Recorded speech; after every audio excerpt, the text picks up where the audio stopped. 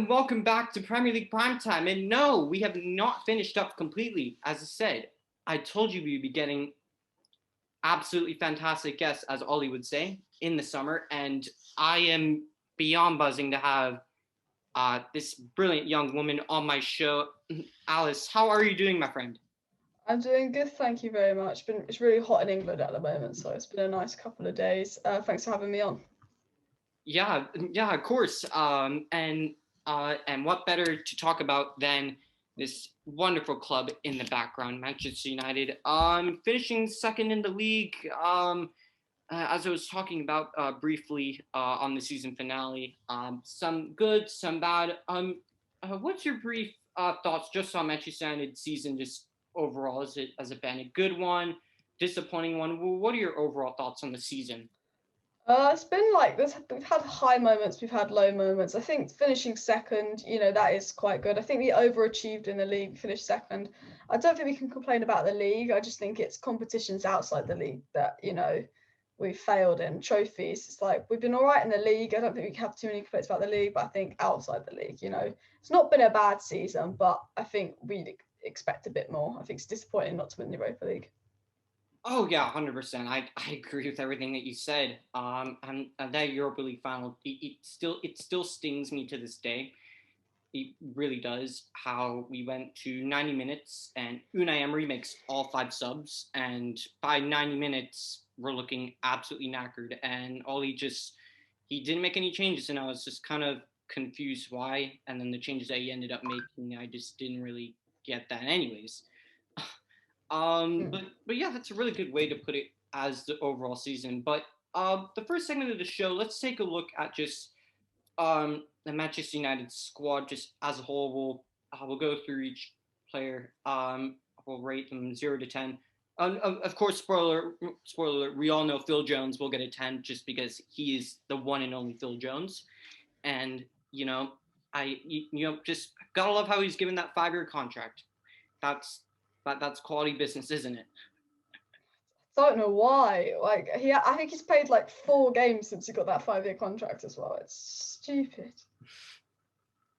And he scored it. I think he was in that game against like Tranmere Rovers. He scored like his first goal in like 6 years. The Yeah. most amazing thing I've seen in my life. I'm just like Phil Jones scored. Like that's like the most Found his amazing thing level, in my life. Tranmere Rovers. Found his level. Anyways, let's get right into it.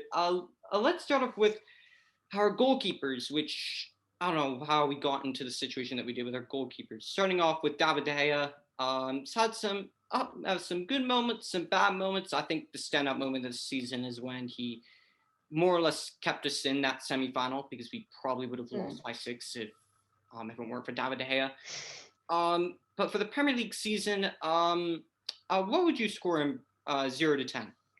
For the Premier League season, I think he's been better than Henderson. I think he's obviously dropped off. He had those like amazing seasons. He did 2 off seasons, but like I looked at him like last season, I thought, yeah, it wasn't great, but he hasn't really put a foot wrong this season for me. There isn't a game where I thought it's De Gea's fault, and even the Europa League final, I personally don't blame De Gea. I blame Ollie for letting it go to penalties. So I'd say 6 is average. So I'd probably give De Gea a 7. I don't think he's been any part of the problem this season. I think he's had a good season. Yeah, and yeah, I'd also give him a 7 as well. I think he's been disrespected massively by the British media, and we all know, the lovely agenda a lot of British media has against players that aren't English or British of any kind, um, and I feel for David De Gea. He's had his mistakes. That Tottenham game, I remember another brilliant goal he conceded at his near post, and I was like, here we go, another classic David De Gea at his near post again. But he's had a decent season, to be honest with you. He hasn't been bad. But yeah, I'd give him 7. He's been pretty good. Dean Henderson came in when David De Gea left to initially go back to Spain to celebrate the birth of his child. Congratulations him on that. And he more or less just took over and just became the new number 1 in the Premier League. had some decent games, but then had some very poor games like that Liverpool game, which I'm not even gonna even start going off of because I'll start waffling on for hours. That we let him back into the Champions League. I don't get started. What would you give Dino for the season? No, I don't think Dino's been bad. I think he's had good games. He's had bad games. I think De Gea's been better, but I think Dino's had some really good games. He's obviously probably got more game time than we thought, actually, especially towards the end of the season. So I think if you give De Gea a 7, you've got to give Dino a 6, which is average because he's had good games, he's had poor games. But I think what we learned is that I think De Gea still is ahead of him in terms of ability. Oh, 100%. And in experience as well. I think that goalkeeping situation, I don't know what we got ourselves into. I think we spend £500,000 a week on goalkeepers, as far as I know. De Gea £375,000 a week, and Dean Henderson around the 120, 150 mark. Just it's mind blowing for me. I don't understand that in any way, shape, or form. But I agree with you though. I'd give him a 6. Next we have Aaron Wan-Bissaka, Mr. Spider-Man himself, defensively, and I've been saying this all season. CYRUS has been saying this all season. Jose, Robbo, Andre, we've all been saying this all season. He's brilliant defensively, but going forward, when he's crossing, I mean, I don't really know if it's him or if it's Hector Bellerin in a Wan-Bissaka disguise, because I mean neither can cross the ball for their lives. But I mean, I will say Wan-Bissaka's been improving. His deliveries have improved tremendously. But what would you give AWB for the season? But I do really like Wan-Bissaka. I think he's unlucky not to get in the England squad as well when I look at that. I think defensively, he said he's solid. He can tackle, Mbappe, Neymar, Sterling. None of them can get past him. When there's a tough wing, you don't have to deal about him. I think going forward has improved. I know he's got more goals and assists than like Walker, Reece James, and all of those kind of players. I think he's actually got one of the most goal contributions this season as a fullback, but he's played quite a lot. I think going forward he's improved. But yeah, he can't cross, and he doesn't look as good on the ball. I think he carries the ball well forward from defense to attack, but I think it's his crossing that lets him down. I would say he's improved in an attacking sense, and I'd actually say weirdly his weakness this season, I don't think it's his fault, but he has to stay back and protect Lindelof and tuck in a bit. I think his weakness has probably been positioning this season, if I was to really think about it, because there's a few times where I'm like, he's not marking his man, why is he marking Lindelof's man? And I don't think it's his fault, but it's his responsibility there. But I do think Wan-Bissaka's been one of our better players this season. Hasn't really put a foot wrong, hasn't had any shockers. He might have had the odd game where he hasn't been at his best, but he hasn't had any shockers. He's had a few good games. I'd probably give him a 7 as well. Hasn't been outstanding, but I think he's been pretty good, solid player. 7. Yeah, I could definitely see what you're saying there. I would actually upgrade him to an 8, just because I just think his defensive contributions have just been so important for us, and he's been another that's just been ran into the ground by Ole Gunnar Solskjaer. He's more or less played almost every single Premier League game again, and somehow he's been fit for a lot of the season, little to no injury problems. And I've been impressed by Wan-Bissaka this season, but yeah, as you said, is him going forward lets him down a lot. Next, we have Eric Bailly, got himself a new contract. Hopefully that doesn't mean when we're all looking for a new center back, it's Bailly's like a new signing. Here's your center back for the next 4 years. Yeah, I can see that. Yeah, it's definitely not something we've seen for many years. But Eric Bailly, he's I think in that December, January, early February, I think that was just peak Eric Bailly, and I said it in videos back then. For now, I'm not saying, of course, for the long term, but for the season, it should be Maguire and Bailly, because those two work very well together. They complement each other well. But we know how much Ollie loves Lindelof, and we all know how much Maguire has worked this season very, very well. Don't get me started on that one either. But I think Bailly's been all right this season. What do you make of Bailly this season? I mean, I think on his day, Baye is our best centre back. When he's on his day, he's a little bit inconsistent. He's got a mistake in him, but on his day, he's our best centre back. He definitely should be starting more. I think when we were top of the league in sort of January time, Baye and Maguire were playing because Lindelof was injured, and they got us there. And the minute we went back to Maguire and Lindelof, we were either playing more defensive football or like shipping goals. And I think the thing about Eric Bailly is like he played really well, he got dropped, and then he played really well, and then he got an injury, and then he didn't really get back in the team much. And he put a few good performances in, and he had a few odd ones. But I think because of his injury, you have to give him a 60. I don't think he's really played enough to get a good. Like I think when he's played, he's mostly been good, but I think because he hasn't played that much, I can't really. Yeah, I'd probably say 6. Yeah, I agree with that as well. I give him a 6. My one issue with Eric Bailly is that sometimes, and this is especially in the Europa League final. I mean, that referee was dishing out yellow cards for fun. He was giving out yellow cards for the stupidest of fouls, and I thought, oh no, because we all know what Eric Bailly's going to do. He's going to jump in and he's going to lunge in on a stupid tackle, and he's going to get himself booked. And look, I love the guy. I love his passion. I think everybody does. But that's always been his weak point, and it's just how did he not get sent off? But I like him. If he, again, honestly, he's 100% our best center back. Next we have Axel Tuanzebe, and for me, one word just describes the season: frustrating. He doesn't get the opportunities that he deserves. And especially in those 2-3 games that we had, and I mean, playing against Leicester and then Wolves, I mean, those aren't just easy games to play in. And I thought Axel Tuanzebe was actually one of our standout performers in both games. But I think the biggest highlight is definitely against PSG when he said Mbappe get in the pocket, Neymar get in the pocket. He was outstanding. What would you give him for the season? Yeah, I'm a big fan of Axel Tuanzebe again. I think he's a good centre back. I would play him with Lindelof because I think of his pace and stuff. Absolutely. I know he hasn't got the experience. But as you said, like the last few games of the season, he looked better than Baye when he was playing with Baye. And, you know, I'm a big fan of Baye. He looked better than Lindelof when he was playing with Lindelof. You know, he had that outstanding game at PSG where he was thrown in the deep end. And then he didn't play for a while. Then he got put on as a sub for like the last 5 minutes versus Everton, made a mistake, wasn't his fault.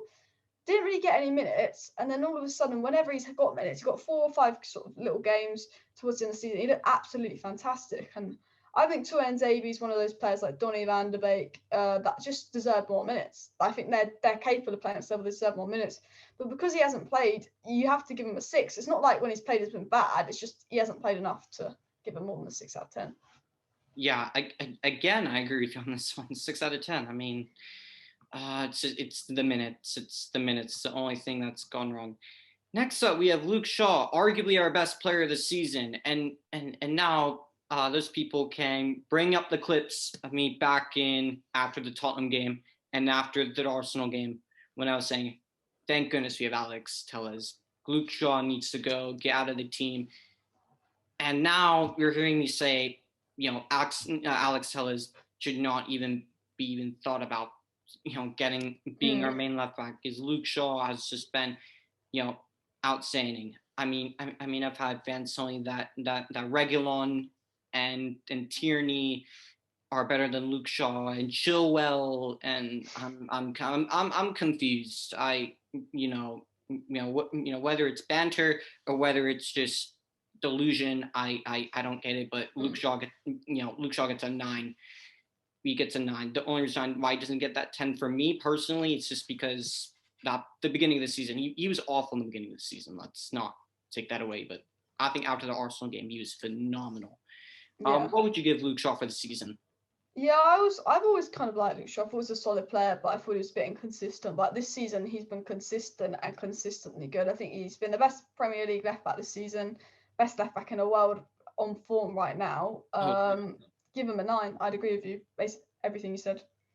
Yeah. Next, we have Brandon Williams. I thought he'd be playing more games this season, just in terms of the games that we didn't really need to play Wan-Bissaka all the time. But knowing Ollie, he will play strong in almost every competition. So I felt sorry for him there. for me, he just again, he hasn't gotten the minutes. What would you give Brandon Williams for the season? I mean, I like the kid, but I just think he needs to go out on loan or needs to get some more minutes. I think with Brandon Williams, he's again in that treatment where he hasn't got enough minutes, and because he's a young lad, and I don't think it's his fault. I think when Brandon Williams has played, he hasn't really impressed me. So when Tuanzebe's played and Donny Vanovic's played, I've been like, they should play more. Whereas when Williams plays, I go, he needs a loan. But I think his problem is he isn't match sharp, and I think he really is a 5 for the season. He hasn't played enough. Like when he's played, he's been average. But I think because I don't blame him, because Ollie's kind of thrown him into the deep end, not match sharp, not given a loan, kept on. I'll give him a 6, but I think he really is a 5. Yeah, I would slightly disagree. I would give him that 5. It's again not because I don't like the kid. I really do like him. It just again he hasn't gotten the minutes that he needs for his development. Next we have Victor Lindelof. Arguably one of the worst performers in our back four this season, not just due to recent performances. Although I do have to give him the credit for about, I think maybe for the time span of March and early April, he was arguably our best center back. He was very good in that time, but it's the same as last season. I see players one or two times smaller than Lindelof out jumping him for a header, and I'm thinking, how's that happened? Lindelof for me. I'll give him the benefit of doubt. I'll give him a 5. What are you giving Lindelof for the season? Yeah, I saw this guy on TikTok say that Lindelof's the defender that hates defending, because like whenever someone like runs at him, he kind of runs away. He doesn't like being run at. He's not physical. He's the defender that hates defending. I think because we got second and he's had some solid games, I think Lindelof, look, he's a Premier League level centre back. He's a decent centre back, but he's not a title winning centre back. He's not a trophy winning centre back.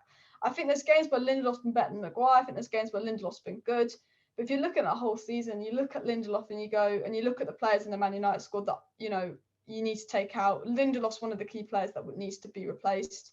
I think because he's been solid, because he's played so much, because it's not always his fault. It's sometimes the partnership, sometimes the coaching. I give him a 5 like you. Yeah. Next, Harry Maguire. And very similar to Luke Shaw, not in the sense that he's been as outstanding, but in the sense that in the beginning of the year, just just look what I rated him after the Tottenham game. I gave him a 0. That Leipzig game, I was losing my head over Maguire. And the one thing that bothers me about Maguire, anytime that there's a striker in the box, he never wants to be the guy that picks up the strikers. So it's and I notice every time he play with Tuanzebe, even though there's not many times or basically with anyone, the striker comes in, he's like, nope, that's your job. I'll look the other way. I'll look the other way, pretend like something else is going on or something. But after that October, November, December period, especially in January, he took off and he's been very good. What would you give Maguire for the season? I think with Maguire, it's kind of, I agree with what you said there. I think start of the season really, really poor. Then I think he had that problems in Greece. He just had absolutely awful start to the season. I was saying he needs to be dropped. Me too. And then all of a sudden, like October time, he just started playing well and well. The odd fault here and there, but I think it was more the partnership of Maguire and Lindelof, not Maguire the individual. It was more the coaching. And I think we finished second. Like the last few months of the season, Maguire was so good. When we lost Maguire, we realised how shit we are defensive without him. Oh, awful. I think a lot of people used to be like, the problem is Lindelof and Maguire. But I think now, if you buy a top centre back and you put it next to Maguire, evident. I think we could win a title. But if you buy a top centre back and you put them next to Lindelof, I don't know. And I think Maguire, he hasn't been amazing, but he's been good. He's been our best centre back. The second half season is good. I give him a 7 out of 10. Yeah, and I'll mark him down. I give him a 6, just because it's my problem with Maguire. He's inconsistencies at the beginning of the year, and it really wasn't up until I'd say that January time where finally Ollie consistently started playing him with Bailly, but then Lindelof came back again. It was like, here we go, back again. Magaluf's back. Next, we have Alex Telles. What more can I say than I mean, thank you for making Luke Shaw the best left back in the Premier League. Because Luke Shaw had been comfortable. He'd been living comfortable. Brandon Williams is on a left back. So Luke Shaw was pretty comfortable, and Alex Telles is really, it's competition. It's competition, and that shows how important competition is. I definitely thought there'd be games where he would rest Luke Shaw, but we all know Ollie loves playing his strongest 11 in every single game. Especially in the fifth rounds and the sixth rounds of the FA Cup and the Carabao Cup and all the other tournaments.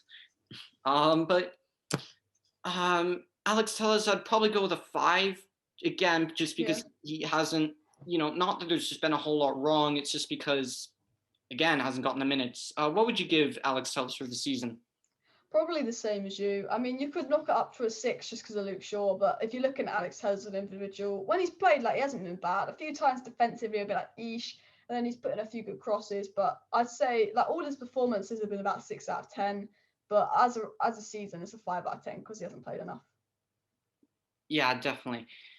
Next, we have Fred. We go into the midfield. We have Fred. And to be honest with you, Fred, it's been kind of mixed.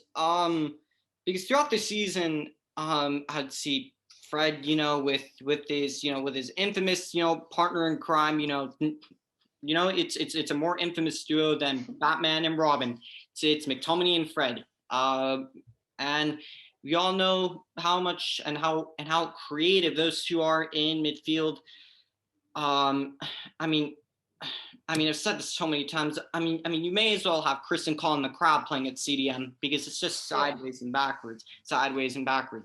But with Fred, for me, he's had more playtime than McTominay, I would say, this season. And the next for actually, he's got McTominay, so actually throw him into this one as well. I like Fred. There's something about Fred that I do like. I just think he needs more refining. And same with McTominay. He's not Michael Carrick. He will never be Michael Carrick. He's a box-to-box midfielder. He's at its best when he's going forward. He's more of a Paul Pogba kind of player. Not he'll be as good as Paul Pogba, obviously, but he's just that kind of player. Fred will give a 6, and McTominay I'll give a 5. Just because McTominay is not CDM. What would you give our world-class midfield duo for the season? I think 6 and a 5, like you said. I think Fred is more suited to the role than McTominay because I think it's a CDM, it's a dual pivot role. And I actually think Fred gets marked down because of McTominay, because I think I watch a lot of games where I'm like, McTominay was shocking and Fred was average, but I think Fred gets thrown into the McTominay thing. But Fred's more suited to the role than McTominay because defensively he's more mobile. He's McTominay gets skipped past. Fred just makes a mistake more times than gets skipped past. So I again think, I thought at the start of the season Fred was quite important for us, but I think we realised towards the end. I think Fred is 6, McTominay 5. I agree. Yeah. Next we have Nemanja Matic. Mr. His legs have gone. That's what more can you say about Matic? He's been played bits and parts this season. But this highlights why we need a central defensive midfielder. If he's our best suited and best natural central defensive midfielder, then that just highlights the problems that we have in that position. What would you give Matic for the season? Again, when he's played, he's actually been all right. It's he'll the thing with Matic is, if you judge him off the first 60 minutes of every game he plays, you give him a 7 out of 10. If you judge him over 90 minutes, he normally drops in the last half an hour to 6 out of 10. Because he hasn't played that much, I guess you give him a 5 out of 10. But then when he's played, he's been all right. So I'll probably give him a 5.5, I think, just because when he's played, he's been good. He's shown why we need to see him. I thought him and Donny worked well versus Leicester and Wolves. I preferred it to McFred. I just think he doesn't have the legs. If you're judging him off 45 minutes, if you're judging him off by 60 minutes, great. But he hasn't been used enough. Probably a 5.5. You could argue 6 out of 10. But yeah. Yeah, I'll push him up to 6, and I think any midfield duo that's not McFred. If you and I were playing at the heart of the CDM, I think you and I would be more creative than McFred. What more can I say? Again, sideways and backwards. It's bored me. It's bored me all season. And the reason why it's McFred's input there, it's because of our very pacey center back duo of Lindelof and Maguire, which doesn't work. And if they don't have protection, they get exposed. And McFred gives them that energy, and that kind of allows Lindelof and Maguire to be able to play better. But yeah, I'd say 6 out of 10. And the most unfortunate story of the season, Donny van de Beek. I mean, I just feel sorry for him. I really, Yeah. really do. Every time he's played, he's looked good. He looks like he plays well. There hasn't been a game this season where he's played and I've said nah, shocking. He's been performing well this season when he's been given the minutes, but I don't know what it is. I'll probably give him 6. It's kind of the same as Matic, I really have to say, in terms of why he gets his rating. But what would you give Donny for the season? I think 6. When he's played, he's been good, but he hasn't had the chances. So yeah, I completely agree with everything you said there. I feel sorry for him. Yeah, definitely. Juan Mata, Mr. Grandan Mata himself. I feel like he's been at the club for 20 plus years. He's been here forever. And reports are that he's actually in negotiations for a brand new 1-year contract. I mean, just let the man leave. Let the man leave. Let him play. Let him go back to Spain.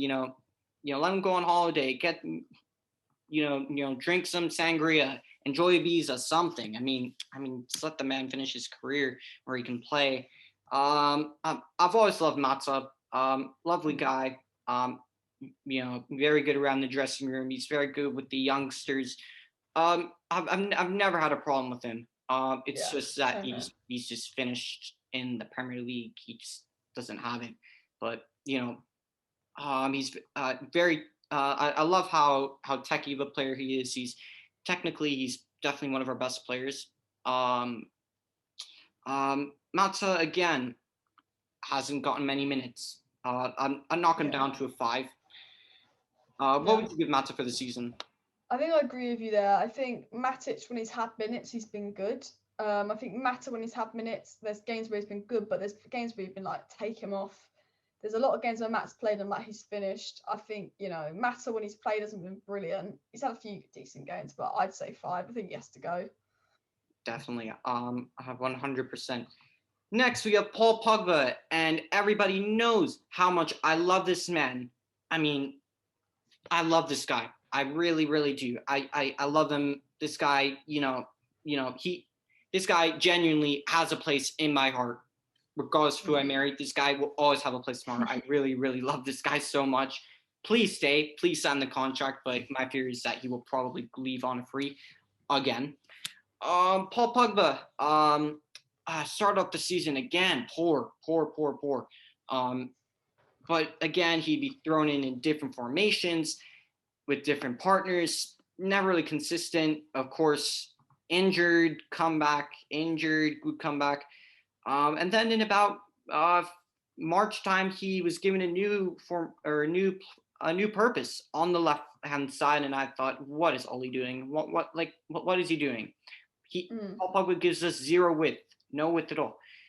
But then I'm just seeing free roam, and that in the second game against Tottenham was where I said, okay, you know what, I can start to understand why he's doing this, because I remember Paul Pogba, especially for the last goal, like I think it was Aurier and Sissoko and Dyer and that's one thing I love about this guy. I mean, there will be 4 guys we'll try and grab him and we'll rip him down. Yeah. I love his strength. His strength game is unbelievable, and now he just powers forward. I mean, I love this guy so much. For me, Paul Pogba gets an 8. He's been phenomenal when he's been playing, and I'll say this right now, Graham Souness, just please give the guy some credit. Please just give him some credit for once. Yeah. What would you give Pogba for the season? Souness is for the crowd, we all know. I think, I'm similar with you there. I think Paul Pogba is a fantastic player. I think he started the season a bit off like Maguire and Shaw. I think he's not always consistent, but I think when you look at Paul Pogba, it's not his fault he's inconsistent. It's the way we set up. Now, I personally prefer Pogba in the pivot to the left, but I think Pogba does his best work when he's sort of in that free role. And I think we saw at the end of last season, so the season before this season, when it was Matic, Pogba, Bruno, Pogba played his best for United when, there's a top CDM. I think Pogba's problem is he's put in the pivot, but because he's in a pivot with either Fred or McTominay, who aren't out and out CDMs, he's restricted a bit. So you can't see the best of Pogba.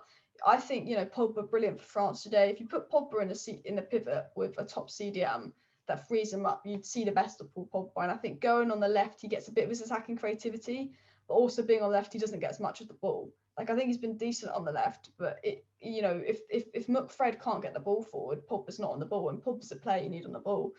But I think when Pogba's been poor, 9 times out of 10, it isn't his fault. It's the way we set up. We're not getting involved in the games. We're not using him right. But I agree. I think Pogba's been good this season. He's been important. He has to start every important game. So I would give him a 7.5 out of 10 just because of the inconsistency in the poor start of the season. Yeah, I mean, you just took the words right out of my mouth there. Next, we have my player of the season, Bruno Fernandes. I mean, the amount of abuse this guy gets, I'm salty haters. I'm lost for words. Constantly here, Bruno penalty merchant, Bruno this, Bruno that, Bruno doesn't perform. I'm hearing it from Craig Burley and Stevie Nicol and all the ESPN FC pundits. Give this guy so much crap. Please, just respect how world class this guy is.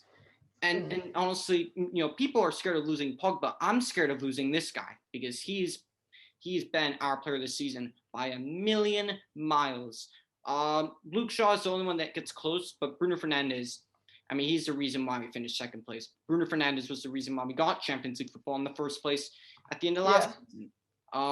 This guy has been a revelation since coming in. People could say what they want about him taking, the penalties and stealing, supposedly being a copycat to Jorginho. I don't really care. But Bruno Fernandes, it's got to be a 9.5. I mean, I will say he dropped off a bit towards the end of the season, but he's been ran to the ground because he's our best player by a million miles. What would you give Bruno for the season?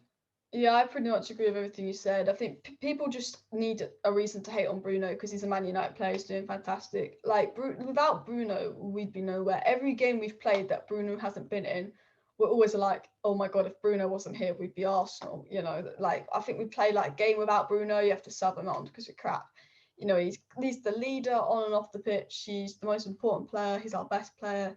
Up until February, he would have won Player of the Year, and I just think he was overplayed. He dropped off a bit, but he's still, even when he dropped off a bit, you see him getting a goal and an assist in every other game, and absolutely fantastic. For second most assists in the league, most goals of any midfielder, basically broke Lampard's record this season. He's the reason we got second. He's been let down by the players around him. If he's doing that with McFred behind him, imagine what he'd do with Pogba and Declan Rice behind him. So yeah, I agree, 9.5. I think he just pips Luke Shaw because of how much he just adds to us. Yeah, absolutely. Absolutely, 1 million mile percent. Our Portuguese Magnifico needs, he needs love. He needs more appreciation. And for those who don't appreciate Bruno Fernandes that are United fans, I have serious questions to ask you. Next, Amad Diallo. Apparently Amad Diallo hasn't come from Atalanta and hasn't been playing Champions League Serie A football. Apparently he's a youth player coming through academy. Well, according to Ole Gunnar Solskjaer, because that's how much he plays. Because he's being treated as he is a youth player. And people forget that he has been playing for Atalanta this season. Amad Diallo, I like what I see. I think he is ready to be given more of a first team role. I mean, there really isn't a whole lot of negatives I can say just because it's been, more flashes that we've been able to see of him just because of the opportunities given to him. But I like Amad Diallo. I really, really do. And this raises the question, what will happen to Amad Diallo if the likes of Jadon Sancho coming in the summer. Will he go out on loan? Will his playtime be even more restricted because he has Greenwood and Rashford to compete with? But for me, I like the kid. I like what I see from him, so I give him a 7. Scored a brilliant goal against AC Milan. That's definitely his moment of the season. That's not an easy goal to score, a backwards header, over Donnarumma's head. Yeah, I like the kid. I hope we get to see a lot of him for years to come. What are you saying about Ahmad this season? Yeah, I mean, when he's starting for us, he only played about like 100 minutes of first team football anyway. So I think he is kind of treated like a youth player. But we can see, like Greenwood, we saw last year, we're like, yeah, they're youth players, but they're ready. And obviously, we did sign him for a big fee. I think when he's played, he's been brilliant. I think, if I had a choice of bringing Daniel James, Amad Diallo, or Mata off the bench, I know he's 18, but I would bring Amad Diallo because I just think he brings something different. And I think, as you said about Sancho, I think if we sign Sancho, and Mata and Daniel James have got to go, because if we take Sancho off, you've got Amad Diallo on the right. If you take Cavani off, you've got Greenwood striker who can shift there. If you take Rashford off, you've got Martial. We don't need Dan James. We don't need Juan Mata. I think Amad Diallo can be the guy because, as you said, the goal he scored, fantastic. He got an assist in his first ever Premier League start against Leicester, and he should have had an assist versus Wolves, and Dan James bottled it. So that's 2 Premier League starts, should have had 2 assists, 1 Europa League start, 1 goal. He plays well, and one thing I like about him is I'm not going to compare him to Eden Hazard, but the way he moves the ball, all those top players. Yeah. The way they drive with the ball sticks to his feet. And I think one thing I really like about him is you see a youth player come on and they'll touch the ball, but they don't want to lose the ball or take on a player. They're a bit nervous, so they just pass it. He's not scared. He's confident, and he has that thing in him. So I think because he hasn't played enough, I want to give him a 6, and he probably is a 6. But I think because when he's played and his age, you have to give him a 7. Absolutely. That's something that I actually completely forgot I was going to say. I love his confidence, and he reminds me of Mason Greenwood because that's what Mason Greenwood is, or was when he first started playing. He didn't just play the ball off. He kept taking risks. He kept going forward, kept trying different things. He's definitely not a similar player to Greenwood because his game isn't taking monstrous long shots or just scoring absolute screamers. That's just not his game. He scored a screamer the other day actually for Ivory Coast. I don't know if you saw that. Yeah, he did. I was actually going to say that he did score a screamer for Ivory Coast. Big up to Salman for that one. But yeah, I agree with everything he said there. And the next player actually is Mason Greenwood. He's largely had a very good season. He definitely started to bring or show glimpses back of what he was after Project Restart, because I remember Project Restart, Mason Greenwood was just the best youngster in the Premier League by a million miles. I didn't want to hear Saka. I didn't want to hear Foden. I didn't want to, but it definitely not this season. But Mason Greenwood has been fairly good this season. I give him a 7. Who would you give him? Mason Greenwood had a really tough start to the season. Like Phil Foden, Phil Foden's a brilliant player, but the media just suck him off. Like Phil Foden, Mason Greenwood. Absolutely. Honestly, they do the same thing, but Phil Foden gets nothing. They go in and Greenwood.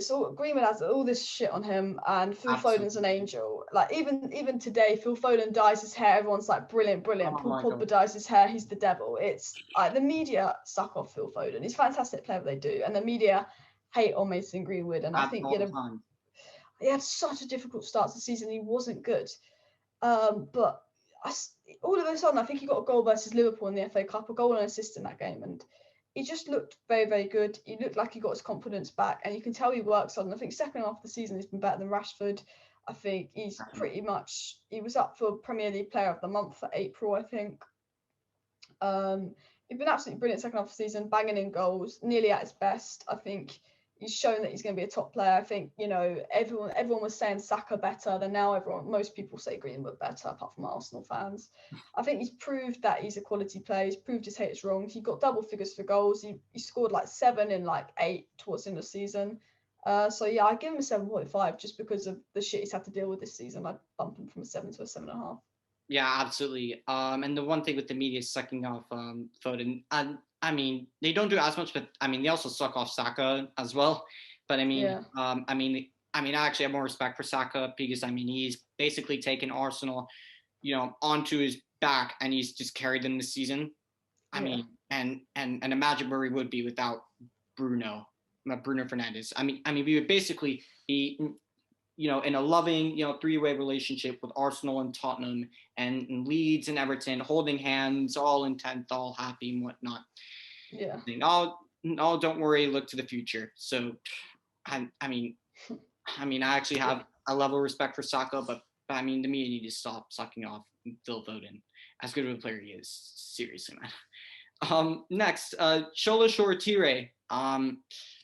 Hasn't played many minutes, but I like what I see from the kid. I do.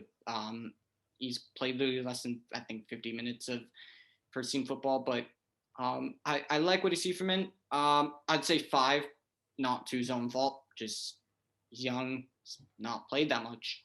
What would you give him? Yeah, I mean, I'll just give him a 6 because I think he probably wasn't even expecting to get minutes this season. He wasn't very heard of until lately. Hasn't played much, hasn't been bad. Probably just, he's one of them players, he's just happy he got some minutes. So I just give him a 6 because I think he's still only just turned 18. So yeah. Next, Jesse Lingard. And we'll evaluate based off of his performance for Manchester United and not West Ham, because if for West Ham he would be getting a 9. But yeah, that definitely.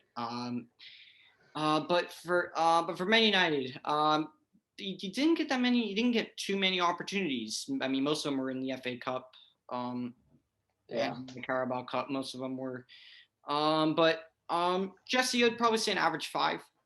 Wasn't that great. Yeah, to be fair, I agree. He didn't get any Premier League minutes, but he got a few in the cups and stuff. But when he played in the cups, like, it wasn't like awful. It was just like, needs to go.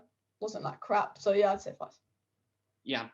And for our next player, I didn't know that he was in a Nintendo DS game, Super Smash Bros. I didn't know we have the Welsh Sonic, Dan James, because he's Welsh Sonic the Hedgehog. Because all he does is run and run and run. It's like that one song, running, because that's all he does is run. And I hasn't been that great this season. Until Man City, because Manchester City always play into Pep is so damn stubborn with his freaking tactics. It always plays into Dan James's hands every time. So, Dan James, looks like, Adama Traore every time he plays. He just looks world class in the City. But Dan James hasn't been that great of a season at all. I gave him the break last season because it was just he was ran into the ground, and I was like, 15 million for a kid from the championships, it's nothing, it's pennies. Let's see what he does next season. He's done nothing this season, so I mean, for me, he has to go. For me, 4 hasn't really done enough this season. What would you say? Yeah, Dan James. He works really hard. Like, he plays his socks out every game, but I think we learned he's not good enough for United. He works hard. I think he's not good enough for us. I think we know that. He runs his socks off. He's had a few good games. He had a spell where he got like goal after goal for a little bit. He had some really good games versus Leeds, Man City. I think he's all right on the counter attack, but I'll give him a 5 just because I think he does work hard and he puts in a shift. It's just not a very good one. Yeah, put in his shift in FC. That's what all he loves more than anything. That's what it is. Put in his shift FC. Next, we have Marcus Rashford, who up until, let's say, about March, he was flying for us. Very, very good. But again, and another one of all these stubborn things is never resting this guy. Why he doesn't rest this guy, I will never know. Maybe it's because he thinks Rashi is his son. Maybe it's because, he, I don't know. It's the whole name and end in a Y thing, Rashi and all that crap. I don't know. But Rashford, he needs a rest, and and for me, it's his downfall this season's been really unfortunate. I really rate the kid, but for me, the one thing that's stopping him from entering that, he's going to be a world-class player, it's the final ball, the final pass, the final shot, the final header. When he closes his eyes, I mean that aspect of his game is not good enough, but you see such a talented kid. He really is, and he's still only 23. But one thing for the Premier League or officials to stop doing when talking about Young Player of the Year, please stop putting him in that category. Just stop. He's not young like the likes of Saka and Greenwood and Foden. He's not that. So just stop putting him in that category. But Rashford, I'd say a 7. What would you give him for the season? Yeah, if we're going off first half of the season, he's up there like 8, 9. He was so good. Leipzig hat-trick. Second half of the season, clear he's playing with an injury. Clear he's been running the ground. Clear he needs a rest.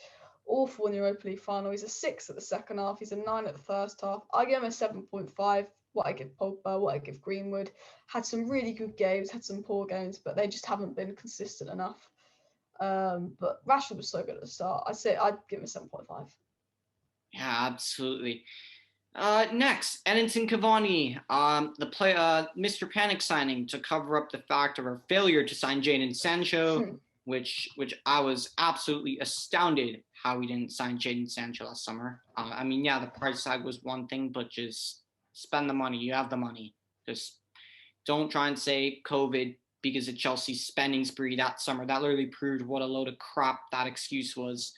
But Edinson Cavani's come in and he's been so good for us, especially in the last 3 months for us. He's been so good, so important for us.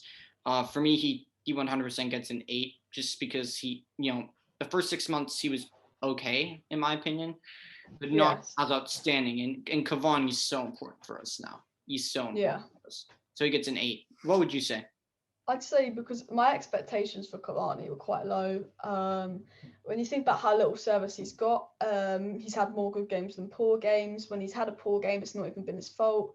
He's scored loads of goals. He's won us games. He's won us points. And I think he's been a little bit more consistent than Rashford and Greenwood and Pogba. So I'd probably pop him up to an 8 with you there because I just think he's won us a lot of games as well.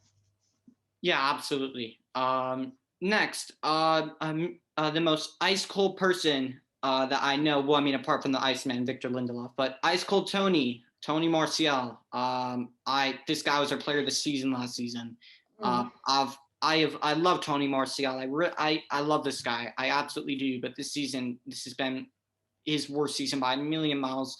Worse than I've seen anything under Jose Mourinho. I think that Lamela red card in that whole incident, I just think that totally screwed over his confidence and whatnot because that downfall has been tragic. I give him another season just because he was a player of the year last season. But if I told him, I wouldn't be like, oh no, we sold Martial. Why would he do that? Why would Man United do that? I see why. But Martial, I really hate to say it, but he's been our worst player this season. I'd have to say a 4 at best for Tony Martial. What would you give Martial for the season?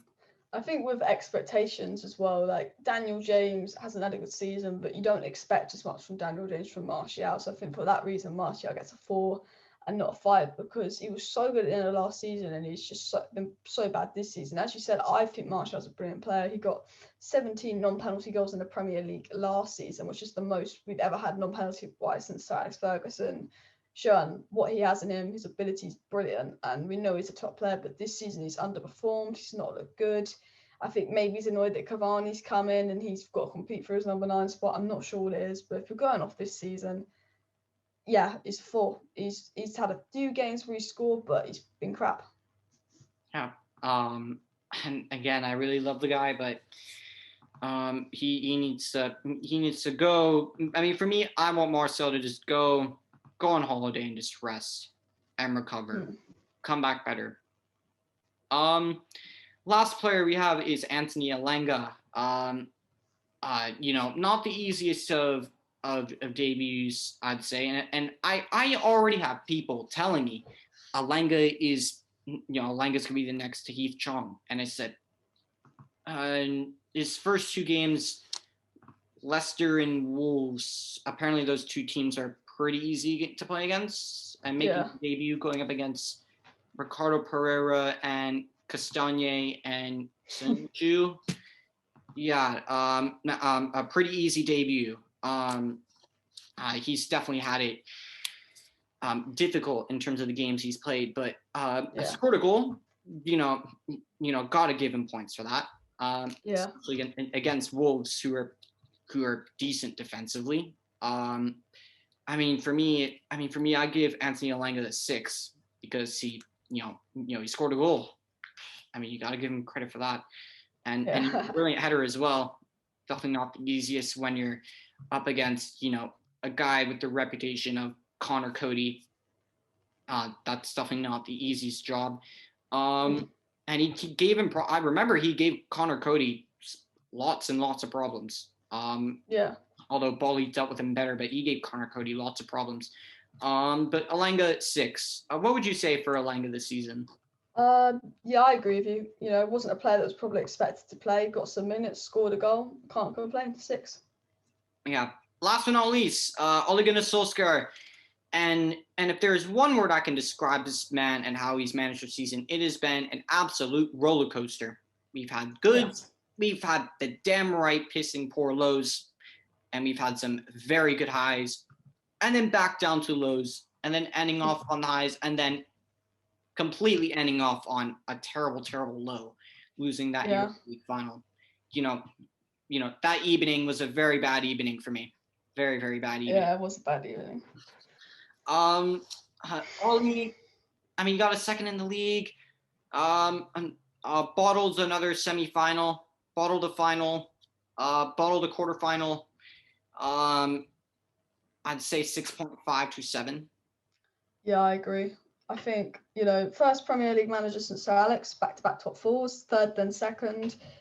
We weren't racing off the top four final day. We could relax final day of the season. So it's progress. We've improved. He wasn't backed really in the summer when you think about it, and he got a second place. We overachieved because Liverpool's injuries and Chelsea. Lampard couldn't do it, but second place. We were on his heart race for a bit. I think because we haven't won a trophy, you can't get higher than the 7. I think because of his tactics in the final, the lack of subs, the Fred thing, the Lindelof thing, that's definitely cost us, and that is on Ollie. But I'd say 7, just because if you look at the transfer window you had, no one thought we were going to finish second place after the disgrace of the transfer window and how we started the season. So if I'm going off the league, a 7. If you're going off cups, it's not great, but yeah. If we're going off of cups, it's a 0 for me. Yeah. It's a 0 because he should have won. He damn right should have won that Europa League. Yeah, for sure. He should have won it. And no, let's not cover it up. The only reason why we're in that Europa League in the first place was because of my accurate prediction that we weren't going to go through. I predicted we weren't going to go through, and it was as predicted. Let's go into the last segment of our show. Let's look at some transfers that we've been linked with. Of course, I think on all of our dream transfer lists, it's Rafael Varane, Declan Rice, Jadon Sancho. I think that's on all of our transfer lists. But assuming somehow the Glazers do what they do best, which is not back our manager, not get him the first choice options. 8 times out of 10. I have a bunch of names here. And assuming that you could just say yes, get this player, or no. I just want to hear your thoughts on if you would get these players or not. The first name I have here is Harry Winks. I saw the other day you were linked. Yep, and that was what I was actually about to say. I'd honestly rather have McFred in my midfield than Harry Winks. Harry Winks is a no for you. Definitely a no. And you're also negotiating with Tottenham, so he'll probably come. Daniel Levy will probably slap a 40 million price tag on his head, even though he's worth nowhere near it. Next, someone who I would spend 40 million on, but his heart seems that he is, set to move to Arteta FC, or as my co-host called him the other day, which I'm dying in laughter, Pep Junior FC, Arsenal, Yaiz Bissouma. I think he's a phenomenal player. Would you bring in Bissouma? Yeah, 100%. I'd take him. We need a player like that. Bissouma is such a class player. He's ridiculously good. Yeah. Next, and we have a bunch of center back options. Jules Koundé. What would you say with Koundé? I'd 100% take him. I rate him. It's been good. I would say I take Koundé and Varane, the centre backs. Yeah. Over Varane? Yeah, I take him over Varane because he's younger and Varane plays with Ramos. I take Varane, but Varane plays with Ramos, like prime Ramos. So I think Koundé could be more like a Diaz, a young, upcoming, pacey centre back. Yeah, and yeah, I mean, I could definitely see that. And one thing regarding that, you know, and the team of the seasons for the Premier League, people were putting in Stones in instead of Fofana, and I just disagree with that entirely, because for me it's like when you look at Stones, he has Ederson behind him, he has Walker and Cancelo beside him, and he has Ruiz. And it's the same with Joe Gomez. Like, and we saw with Joe Gomez what he's like without holding hands with Van Dijk. You know, he's okay. He's not amazing, which is why they brought in, Konate. And I actually think Konate will take Gomez's spot. I think he's he will. Miles better than Gomez, in my opinion. But I think the thing with Varane is that, he plays with Ramos, and we've seen that, without Ramos, he's definitely not, of course, at his typical ability, but I mean, he's a World Cup winner. Yeah, I'd take Varane, but if I had a choice of Varane or Koundé, I'd say Koundé. Yeah. Going into some more center back options. Ben White, linked from Brighton. I mean, not my preference. No. I mean, he gives me Maguire vibes. Good player, but he's the type of player that you could probably get top 4 with, but you can't win the Premier League with. He's it's like there's two types of players. There's players that are decent players, and there's players that are Man United level, and he's not Man United level. Absolutely. And I think another reason why we're linked with Ben White, Brexit FC, English. Yeah. What are the reason? And the next one, I think it's kind of the same. Tyrone Mings. And let's. Oh, no way. Rather have White. Look, Tyrone Mings, he's been fantastic for Villa this season. I'll just get that straight. He deserves his England call. He's been very good for Villa this season, but Aston Villa standards are very different from Manchester United standards. And I'd also say no as well. Next, Sven Botman from Lille. I don't know too much about him, but he's linked with United. But what would you say about Botman? From what I've heard, I'd take him. But again, I don't really pay any attention to the French league. But everyone's saying got pace, decent, won the French league. So, well, you know what? If it's Botman or Lindelof, I'd take Botman. Absolutely. Next, Christian Romero, and I know you've had a couple of videos on him in the past. From Atalanta on loan from Juve. He's done bits for Atalanta this season. He's been all right. I'd take him, to be fair. I think he's a good young upcoming centre back. I don't watch much Serie A, but people I know that watch Serie A say, you know what, he's probably been I know 2 people that watch Serie A, and they say, you know what, he's probably been the best centre back in the league. So I would take Romero from what I've heard of him, but again, I don't watch him. Yeah. Next, Wesley Fofana, and I have to say he's been amazing, but there's a problem. Leicester. There you go. Leicester already, pulled their pants down and bent us over with the price tag with Maguire. I'll say that straight right now. And you look at a young kid like Fofana and the potential he's got, and how good of a player he is, that price is going through the roof.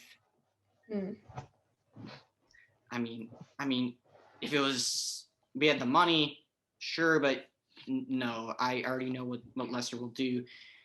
And Pau Torres, that's actually one of our main options that I've seen. Would you take Pau Torres?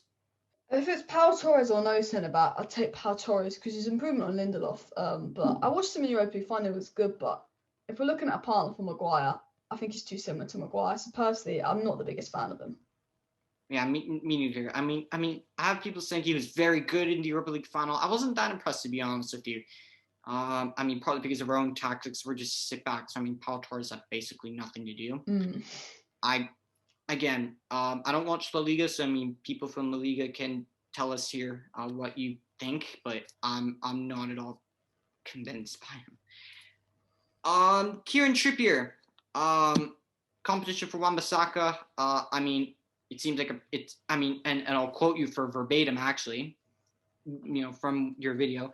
Cheap, easy deal to do. I'd take him in a heartbeat. Yeah, I just said about Trippier. You know what? It's not a deal I'm going to complain about. I still think we need a right wing centre back CDM most, but we do need pressure off Wan-Bissaka. Delo's going to go. Williams is not good enough. What did Tellez do to Shaw? Prove Shaw. Trippier's a very different player to Wan-Bissaka. If Trippier's our Tellez signing on the right, I'd take Trippier. Quick, easy, let's do it. That's what I say about Trippier. Absolutely. Next, rumors have quieted down on him, but would you take Dennis Zakaria? Yeah, I would take him. I think he's got 1 year left on his deal, affordable. I'd definitely take him. Absolutely. And a few Jadon Sancho alternatives. First off, we have Dejan Kulusevski of Juventus, and we have Rafinha of Leeds. Thoughts on those two? Not familiar with the Juventus one. I'd probably not, because the Jadon Sancho is just levels ahead of any other right winger. But maybe Rafinha just for price, alternative to Sancho if we fail. I'd take Rafinha. If the thing is, if we get Jadon Sancho and Varane, but we can't get a CDM, we need a CDM. But if Rafinha means you get a CDM and Varane, then you take Rafinha. But yeah, we're United. Yeah, absolutely. I would definitely say the same. A couple more. Max Aarons is a Trippier alternative, slightly more expensive. What are your thoughts on Max Aarons? Decent player, decent young player, better than Williams, obviously. I mean, I'd take him, but I think the thing is, the reason I'd rather have Trippier is I think an experienced player that's very different to Wan-Bissaka would improve him more. I think Tellez experience good at going forward. All of a sudden, Luke Shaw gets better at going forward. I'd rather have Trippier than Max Aarons. People might think I'm mad, but no, I would take Max Aarons as well. To be fair, depends on the price. And a couple more names here to go. I mean, of course, I think anybody would love to have this player. Jack Grealish. I think I would love Jack Grealish. I'd love him, but if you get Jack Grealish, you're not going to get a CDM and a centre back. Right. But I'd love him, but with United, if you're a Chelsea fan or you're a Man City fan, you can say we'll get Jack Grealish, we'll get Declan Rice, we'll get Varane. But if Man United get Jack Grealish, we get no one else. But again, I would take Jack Grealish in a heartbeat. Yeah. And Eduardo Camavinga, quoted as a Paul Pogba replacement if he goes. Very promising youngster from France. Thoughts on him? Solid player. I'd take him. I just worry he's a player Ollie would start him at Fred over, but I would take him. Yeah, definitely. And the last couple names we have here, a couple more Jadon Sancho alternatives: Kingsley Coman, Adama Traore, Ousmane Dembele. No, maybe Kingsley Coman. I think Traore is a bit overrated. I watch a lot of Wolves because my stepdad supports Wolves, and Dembele is too injury prone. So I'd probably take Kingsley Coman, but not the others. Yeah. And the last two names, we're definitely signing these two players in the summer, 100%. Erling Haaland or Harry Kane. We're 100% signing both of them in the summer. I'd actually take both of them because they're just so world class. But if you sign Erling Haaland, you sign Harry Kane, you get no one else, and I don't think we need a striker that much. We've got Cavani, so I'd take them. But yeah. Yeah, absolutely. Well, we've reached the end of our show.